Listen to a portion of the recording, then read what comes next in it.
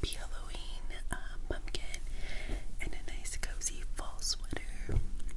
So yeah, let's get into it. So today, that's my microphone in case you're wondering, I'm going to be reading some Reddit stories because I feel like that's probably the best place to find scary stories. So the first, I guess they're called subreddits. I'm new to Reddit, so I don't really know what I'm doing on here. The first one I found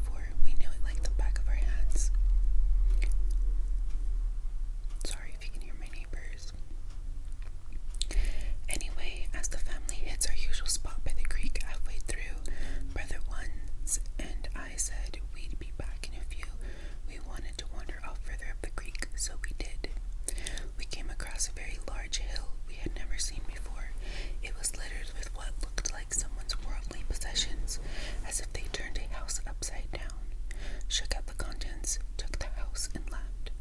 There were tons of painted X's on the trees, showing someone intended to cut them down at some point. We poked around for a few when we thought we heard our mom hollering at us, so we turned tail and walked maybe 20 feet back down the hill to where our parents were. The entire encounter was maybe 45 minutes long on our end. As soon as our mom saw us, we got the beating of a lifetime. We had actually been gone almost 4 hours. She never saw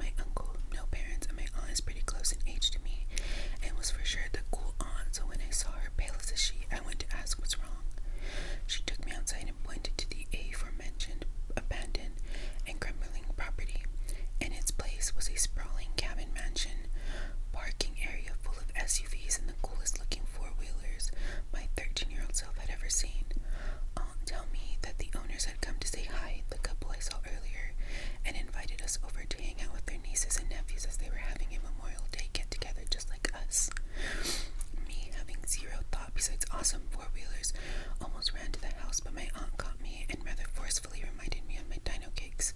I conceded and ran back inside to an atmosphere so thick with tension that even my undeveloped brain, thanks Dr. Mom, could detect it. The oldest of the adults were acting normal and playing around with us kids, but something was very off.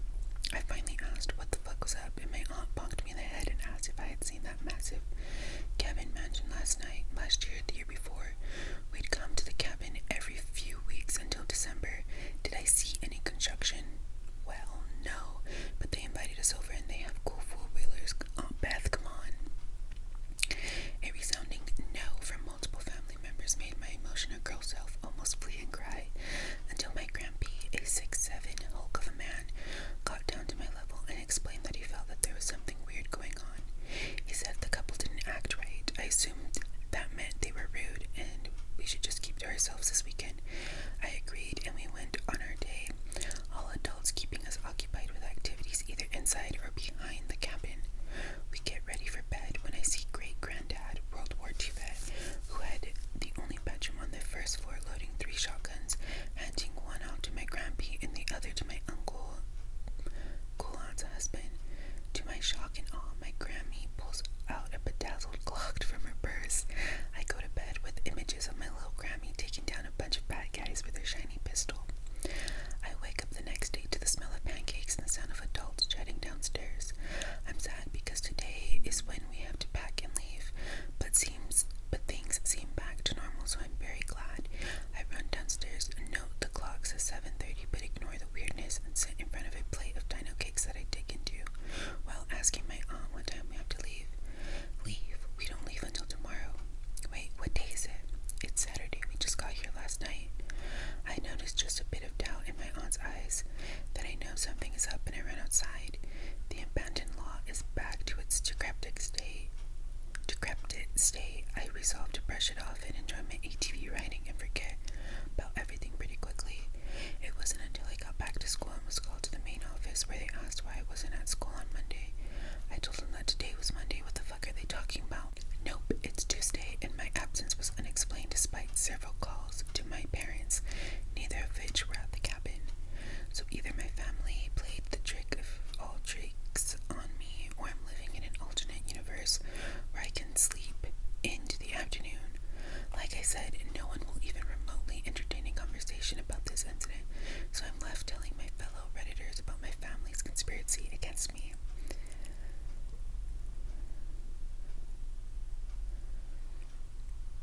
That one was weird.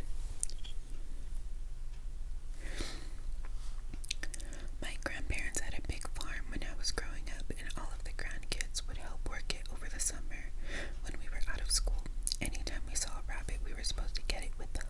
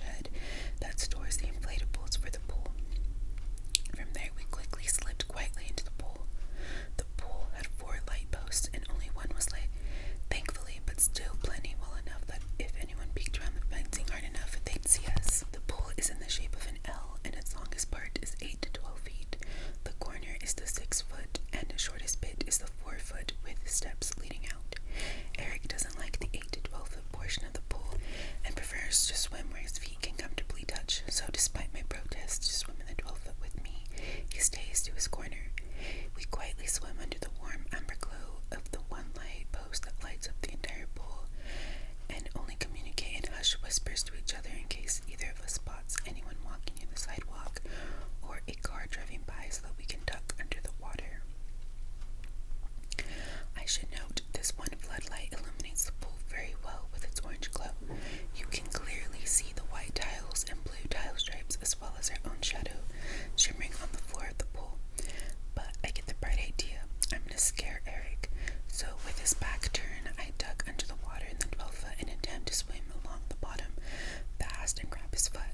My eyes were used to the chlorine water at this point, and I could open my eyes and look around and not be bothered.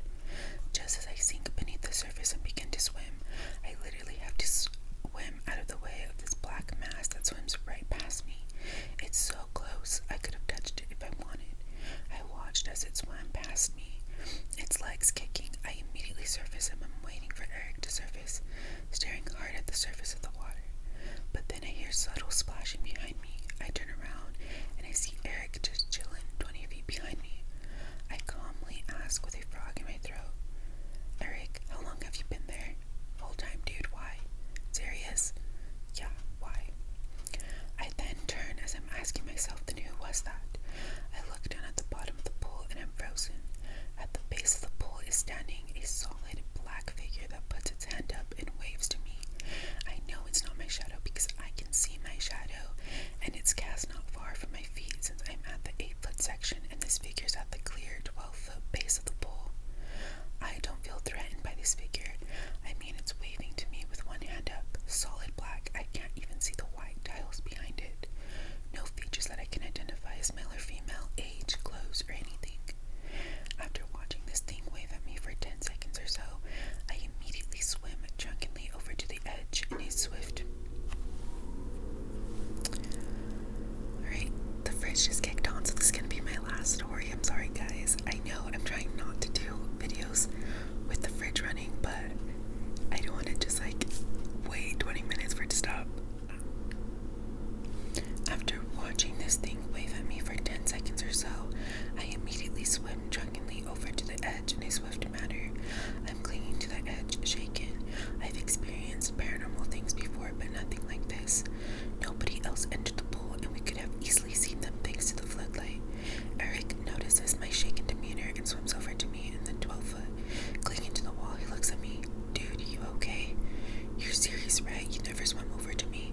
Bro, you know I don't like going in the 12-foot. Well, neither do I. I clamber up out of the pool and hastily shuffle into the shadows behind the shed and shake off the water. Eric slips out after me and asks, dude, what's the matter? I started to change back into my clothes and turned to him and said, after I'm done swimming. After we started on our walk back to my house dripping wet in our clothes, I told him what I saw, and I believe him wholeheartedly that he never swam over to me. I know this because when I went to go under, I was watching him and he was 20 or so feet with his back to me, and I'm the fastest swimmer, but even I couldn't go back 20 feet back and forth between us and